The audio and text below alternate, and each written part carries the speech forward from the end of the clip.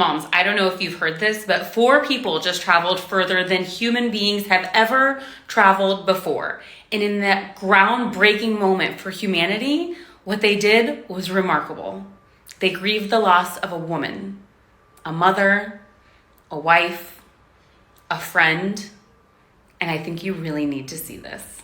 We lost a loved one. Her name was Carroll, the spouse of Reed, the mother of Katie and Ellie.